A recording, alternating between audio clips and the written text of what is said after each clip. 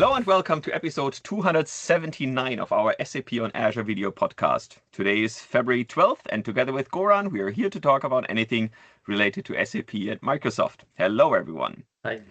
So with all the excitements about the SAP Business Data Cloud, I recently searched for the Microsoft Fabric and SAP integration and found several older blog posts from Ulrich Christ with 90,000, 115,000, and almost 200,000 views. So there's definitely an interest in integrating SAP data with Fabric. Because of that, I'm really happy to have Ulrich back with us to provide an update on the latest SAP integrations with SAP Business Data Cloud, Datasphere, and Fabric. Ulrich, welcome back to our show. Thanks. It's always a pleasure. And I guess part of the reason for all these clicks is your podcast, right? So I'm not sure. Thanks for all that support. We don't have 200,000 views for. Maybe it's the other way around. You know, maybe my blog posts help your podcast. Maybe that's it. Just kidding. Anyway, I think it's always super interesting because I think with this podcast we're reaching exactly the community we want to reach, right? It's the people who have the SAP expertise, who have the SAP knowledge and are responsible for SAP data topics and are working on the Microsoft side as well. So that's really basically the best spot to have such a conversation. So let's get started with a quick overview of what options exist to get your SAP data or generally data into Fabric, and then look at what this specifically means for SAP.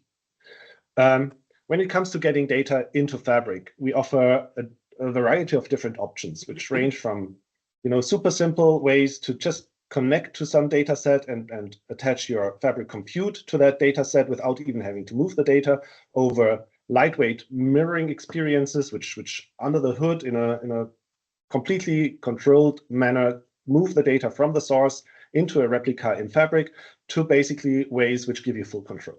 So it starts with shortcuts here. Shortcuts are, and the slide here basically says it. It's similar to sharing files in OneDrive, right? So you can think of having your data, say, in AWS S3 or in an AWS Gen 2 storage container, or pretty much on any data lake these days.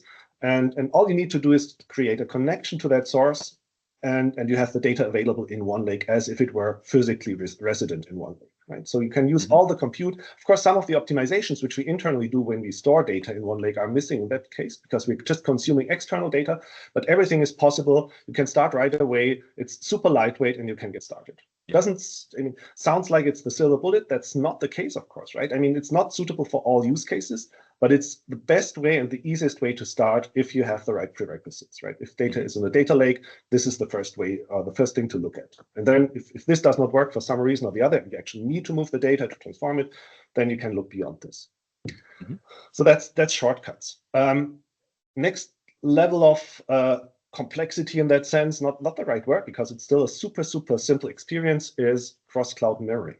With mirroring, we basically have a mechanism, we call it a turnkey experience, which allows you to replicate data from a source into OneLake. So it's physical data movement from a data set in a source database. You see the options down here, and we certainly offer more by now, into a mirror database residing in OneLake, as I said, a turnkey experience. So you basically configure a connection to the source, you configure which tables you want to replicate, and under the hood an engine starts and replicates these tables and keeps them up to date and in sync with the source table in near real time, right? So basically, very few configuration steps. You create a connection, you select the tables, and off you go, and you will find a replica of your source table with all the advantages of physical storage in OneLake has, right? From a latency perspective, also from regarding these optimizations which I just mentioned, right? We have a specific way of storing data in Parquet with the so-called V-order optimization, which is really helpful when it comes to running Power BI queries, for example, and filtering data in a much faster way than a generic Parquet file could do, right? So such optimizations will basically be happening under the hood in that case. Now, even that is not always the right solution, right? In some cases, you might want to use Fabric to move data from any source into even potentially a non-Fabric destination.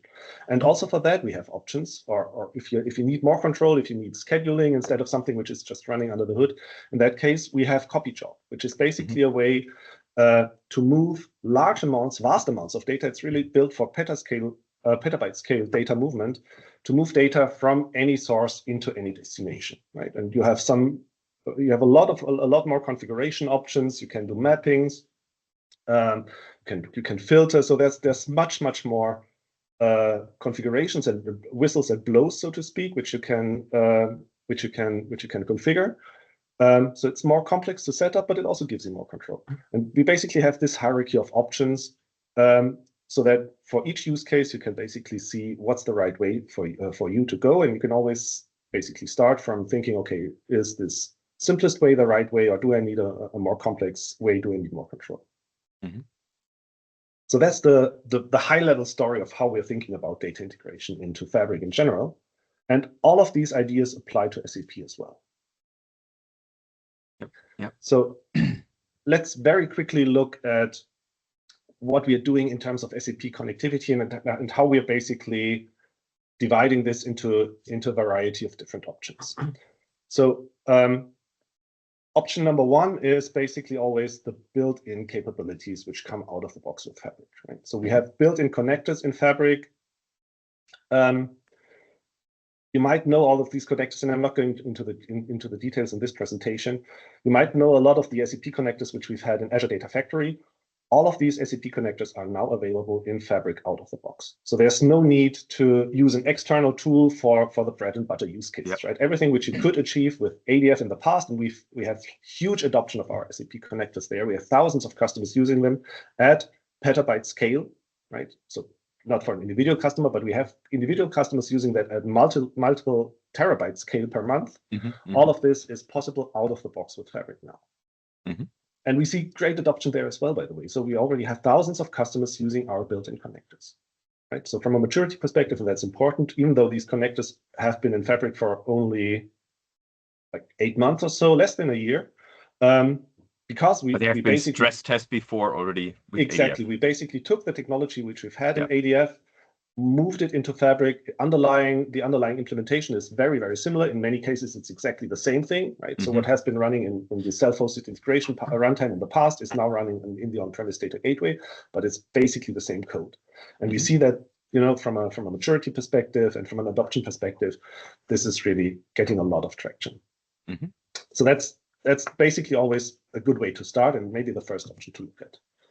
Then we, of course, also, and you followed that, we actually did a couple of recordings on that. We are also working closely with a partner ecosystem. Right? So we have partners specifically optimized and focusing on SAP data integration with specific add-ons which they have, which can be installed on the SAP source system to get data out, which serves initial loads or bulk loads, but also incremental loads and change data capture. And we have integrated a number of these partner solutions with Fabric in multiple ways. You can just use these tools to dump data into OneLake and then work off of it, for example, in a notebook, or using copy job from within OneLake to any other destination.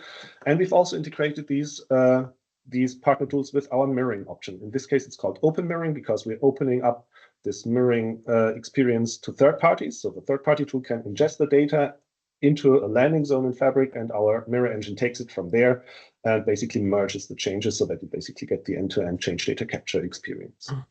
That's, again, we see a lot of success stories on this from all of the partners. So we see that this gets adoption as well, and a lot of customers are looking into these options and really benefit from this.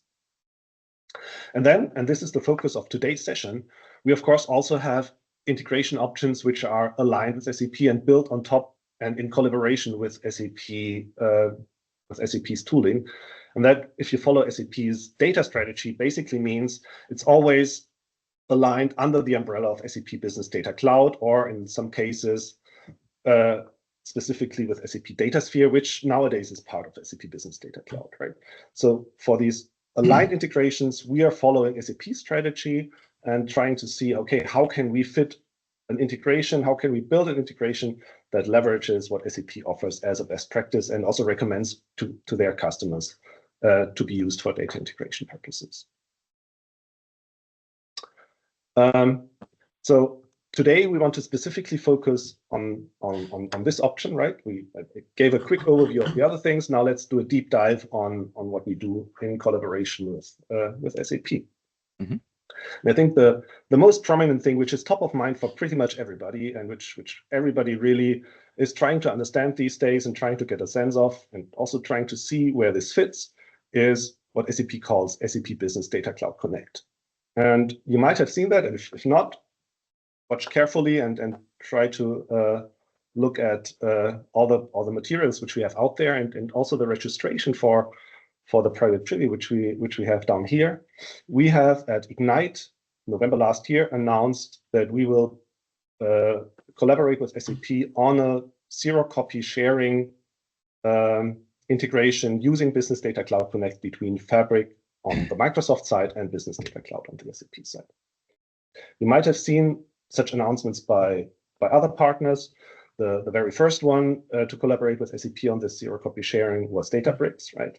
So basically, this integration will get Fabric on a par with all of the other vendors and partners of SAP. We have a very ambitious timeline for that. So you see that down here, and I'm stressing that whenever I talk about this topic. So in the first half of this calendar year, which basically means by summer, we will have a preview of that integration. And we plan to make it GA later this year. So at some point this year, we will have a GA solution for that as well. Cool. As I said, here's the registration link for that preview. If you're curious to basically be part of the first batch of customers who's basically going to be able to try this out, give us register here. Let us know. We're happy to support you with that. Now, what's the interesting part, and how does that fit into the overall picture? And I intentionally started with the three different mechanisms which we have for data integration. Remember, shortcuts, mirroring, and copy job. Zero copy sharing, Business Data Cloud Connect is, I think, in that categorization, basically a shortcut solution, right? It's about getting access to data in Business Data Cloud without moving it out of Business Data Cloud. That's the main purpose. That's also why SAP calls it zero copy sharing, right? It's about getting access to data in Business Data Cloud. Now, where's the value of that data in Business Data Cloud? And when you look at the SAP story, it's really interesting. It's particularly interesting for customers who are using a lot of SAP in terms of a lot of SAP cloud applications. So think of S/4HANA RISE, think of SuccessFactors, Ariba, all of these solutions. Because all of these customers today basically struggle to build an integrated and harmonized data set on top, or a harmonized data view on top of all of their SAP data, right? Because data from S/4HANA is not harmonized. Yep. It's in a completely different data model than data from SuccessFactors. Meaning that, for example, and I'm actually quoting an SAP colleague who pitched this to a customer in my presence at some point, basically saying, in SuccessFactors, you are an employee. In S/4HANA, you are an accounts payable, being an employee, right? Now, the keys in these two applications are totally different, right? So it's basically, it requires work to make sure that in your harmonized view, you can identify that the employee, which is you, is the same as the accounts payable in your finance system, right? This is something which in the past, basically every customer, or in many cases, system integrators have built in a custom way, right? Basically built for specific customers. Maybe in some cases they had templates to speed up and accelerate the adoption, but by and large, this was manual work. Now, the big promise of Business Data Cloud is, and you see that here in the slide, are these data products and harmonized data models across SAP applications. Because with Business Data Cloud, SAP promises to solve this integration problem for their customers. And that's a great thing and a great value, especially if you have a lot of SAP applications. And with the number of SAP applications you're running, of course, the value increases. If you only have S/4HANA, let's be very frank, and some people might not like to hear this, I mean, S/4HANA has an integrated data model, right? There's no point in harmonizing anything. So from that perspective, if you only run S/4HANA, the value of this specifically might not be super great, might not be huge. But if you're running S/4HANA and SuccessFactors and more of these SAP applications, it makes total sense, right? And it basically accelerates the adoption, and it's like, it's buy versus build, right? You get a solution, you pay for it, and SAP does it for you as a service. Great value proposition in that. So based on these harmonized data models, and this is where these two things now come together, the Business Data Cloud Connect idea and these harmonized data models. This is basically where an open data ecosystem, and this is exactly what the way how Business Data Cloud Connect works. An open data ecosystem can connect to these harmonized data models, right? So I think I tried to sketch it in this slide and capture it here. When you look at what's happening is, so you have all of your SAP sources on the left-hand side with all these unharmonized data models here.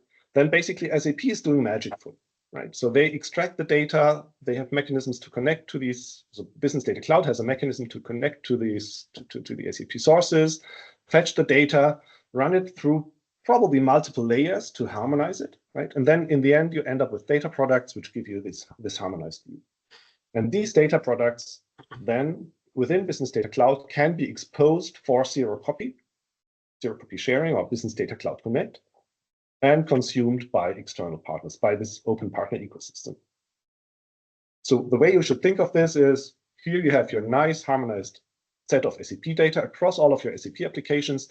On the right-hand side, you have all these nice compute engines in Fabric. All the could be Power BI, could be machine learning algorithms, Spark notebooks, whatever you have, right? Real-time intelligence, and you basically connect any of this compute to Business Data Cloud without having to move the data from here to there, because it's just via the connection it will become accessible. So exactly the shortcut idea, with of course slight variations, but by and large it's exactly the same idea, right? Data resides somewhere in the source, and you can connect your compute to that. So beautiful value proposition. Is it going to solve all problems? Probably not, right? In the end, in such a scenario, you're always consuming data in the shape and form in which the source has it, right? If you need to transform the data, you will need to move it out in one way or the other, right? So does not make data movement and data copies obsolete, but there will be many use cases where it's not necessary. Like if you have a specific use case which is fully concentrated on SAP data only, but you want to leverage your Fabric compute, then this is probably the way to go. Yeah. And as you said, the huge benefit is that SAP provides me with this harmonization layer, so that I don't need to care if the data then is coming from my S/4HANA system, from my SuccessFactors system, from Fieldglass, from Ariba. I have this harmonized layer that simplifies me consuming this data then from BDC. Exactly. So now I just said, I mean, that's a beautiful story, and right now we see a lot of customers who are trying to understand this and try to see how this will fit into their future architecture, and there will be a lot of ways to do that. Still, as I said, this is not the end of ETL, and this is not the end of data movement. It will, I mean, every new technology shifts things and shifts priorities and gravity in some way, but it's rare that one replaces everything, at least short term, right? I mean, you see that in all technologies, right?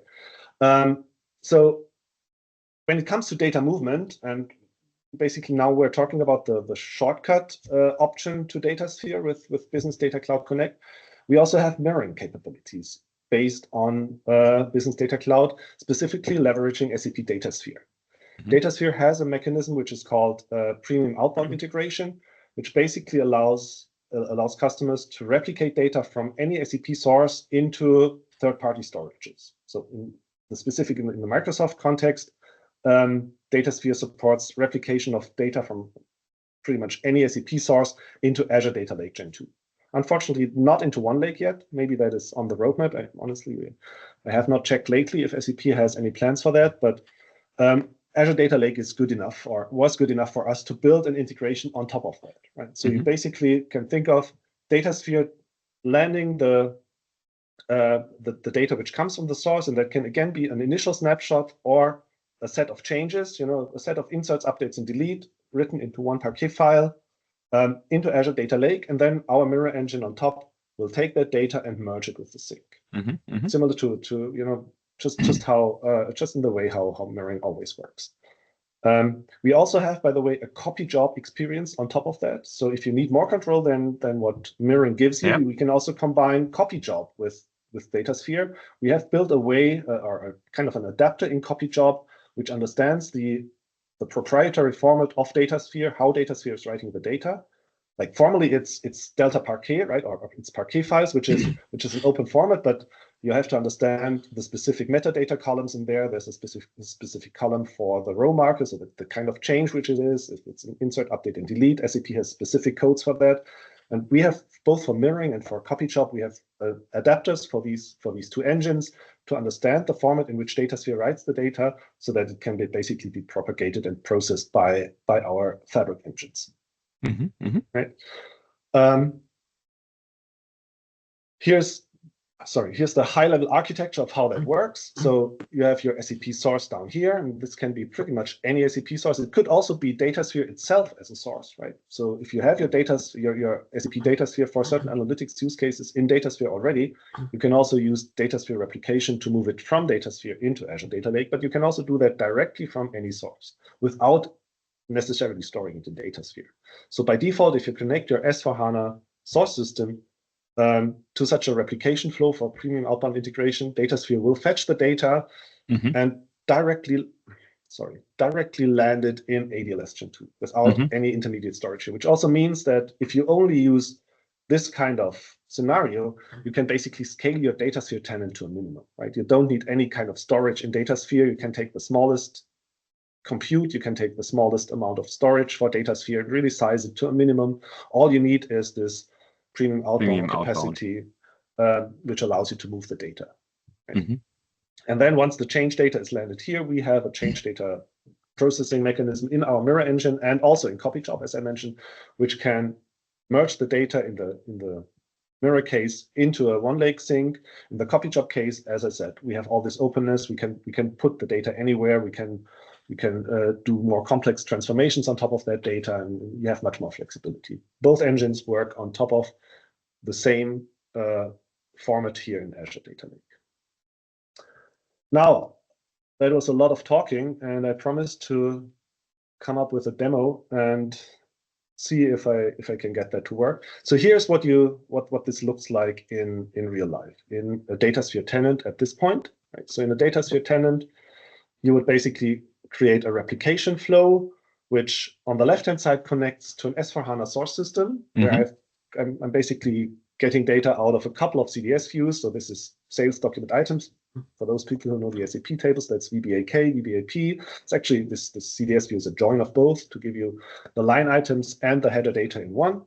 Then there's business partner information, there's address CDS view and product information. So that's the bare minimum scope, which is typically interesting in terms of sales, right? Just to go with a very, very small, super simple star schema. So this is the data which you connect to on the left-hand side, on the source side. Then there's ways to define how you want the data to be replicated. So by default, you would use initial and delta to basically first give you an initial snapshot and then continuously run and fetch changes from the source and land them in the sync. But it's also possible to just take an initial snapshot. Some sources only support initial snapshots. So there's a bit of underlying complexity here, but of course, Datasphere knows all of that complexity, which the SAP sources come with, and supports all of that. And on the right-hand side, it lands the data in an Azure Data Lake storage container. So that's how that works, and you can basically define a run frequency. You can go down to minute latency. So basically making sure that changes land within Azure Data Lake within a minute after they occur in the source system, which really is actually that's more than most of our customers need for most of their analytics use cases. There are always use cases where you need real time, and where maybe even this is not good enough, but like 95%, maybe even more than 95% of the use cases can certainly be handled with this technology. It's also something which we've seen that it scales, right? It's something which works at large data volumes. There's also settings possible to see to set to control the amount of compute which you leverage on the Datasphere side for large data volumes. So you can basically tune that a lot. Now how does that look like on the Fabric side? And I've prepared a few things here. So on the Fabric side, you basically create a lakehouse and a shortcut to that SAP data, to that ADLS Gen 2 storage container. Down here, you see folders for each of these CDS views. If you drill down, you will basically, or maybe let's do that here. You see that Datasphere writes a couple of folders, one folder for the initial load, and then another folder for the incremental data. And based on that, you're basically able to create a mirrored database now. So all you need to do is go into your workspace, select new item. Not going for a copy job here, but for a mirrored database. I'm selecting mirrored SAP, and we do mirroring via Datasphere, right? And then basically we can select this shortcut as a source. It's this one here. Let's connect to this.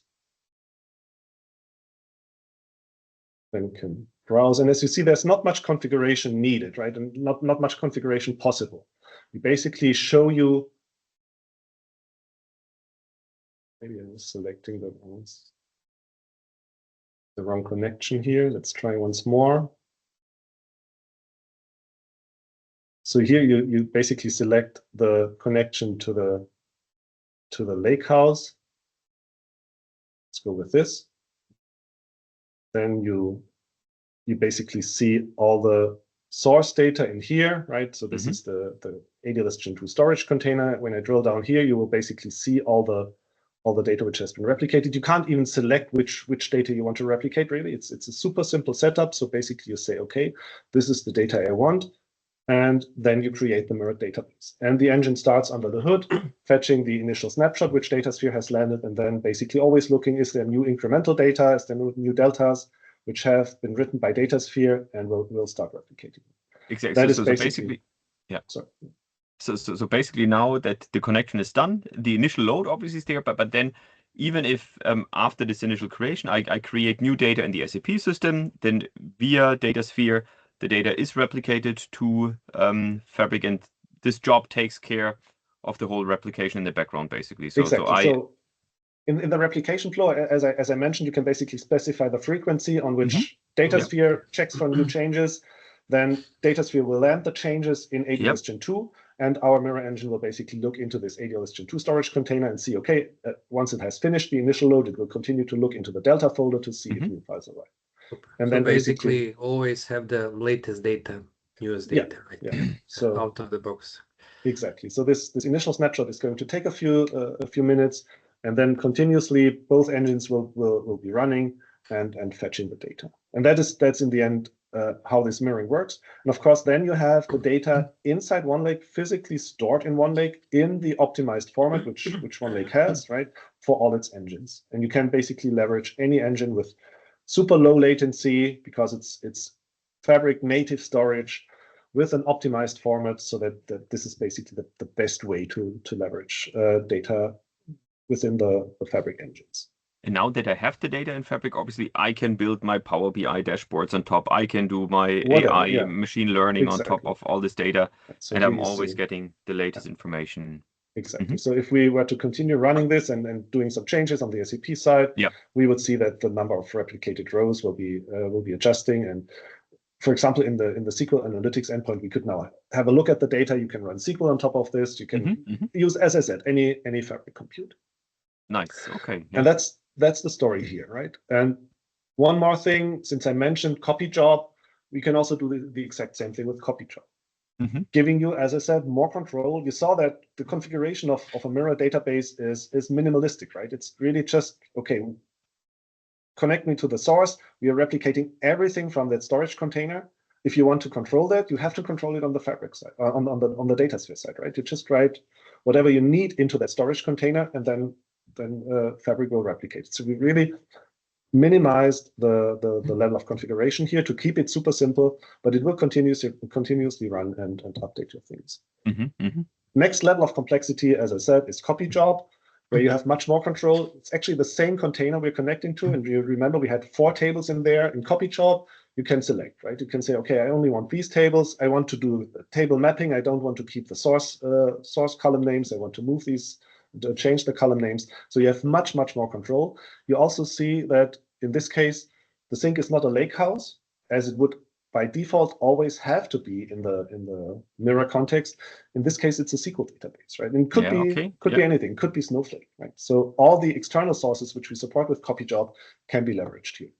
And I don't want to go into the details, but you see that you have way more options to configure this. You also have mechanisms to schedule this at different levels of complexity. There's built-in mechanisms for scheduling in copy job, and you can also include this copy job in a pipeline to orchestrate. So here you really have full control over how your data is being moved. Nice. All right, so that's it for the demo.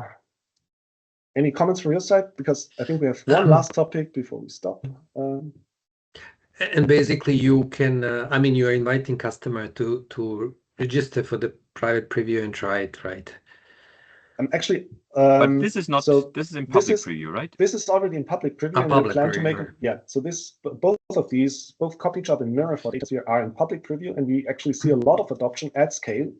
Like we see customers using this at terabyte scale per month already. Wow. Which is impressive. We've only had this out for about 2 months now, and there was the holiday period in between, so a lot of silence and quiet period. But now we really see that starting January, first customers are replicating multiple terabytes a month using this technology, which is a good proof point. So yeah, that's where we are with these technologies. Now, the last thing I think we always need to mention is that our SAP expertise does not end with pure technology. We have things that go beyond pure technologies. And sorry, that is the wrong presentation. Did not want to open this one. This is the one I want to share. There's also something which goes beyond the pure data integration for SAP, and that's actually something which is hosted by or done by your team, Holger, right? Which is business process solutions. So we have end-to-end solutions for SAP data as well, which leverage all of these data integration options, right? So customers can choose, but basically gives you like pre-built solutions which accelerate the time to value for SAP data. So what we do with the business process solutions is basically we provide you with pre-built data models for business applications primarily focused at SAP, but you also see that we have a roadmap for other sources as well.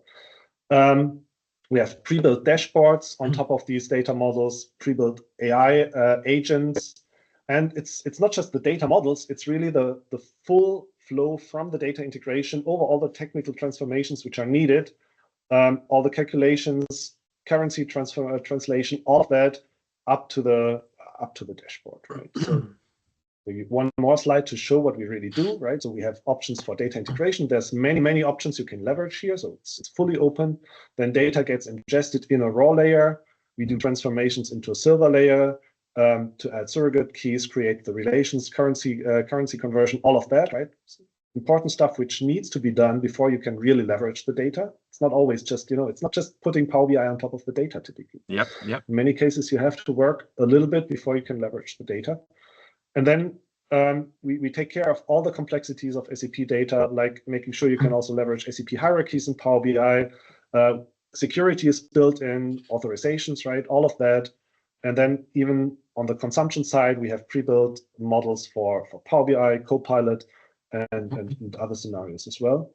And this covers a nice share, a good share of the typical SAP scenarios, right? So a lot of finance topics, a lot of sales and distribution, procurement, opportunities, combined with, if you want to, combine with Salesforce data. So this is really already quite comprehensive, and it can be used in multiple ways, right? We see customers who just use this out of the box with maybe some minimal adjustments to get quick insights into SAP data. We also see customers who basically look at this and say, okay, this is a good way for me to learn how to write, how to correctly operate on top of SAP data, how to correctly transform data, how to do currency conversion myself in a non-SAP environment to make sure I get the same results as SAP would get. Yeah, yeah. And that's a very nice story, and I think you have some plans to deep dive into that as well.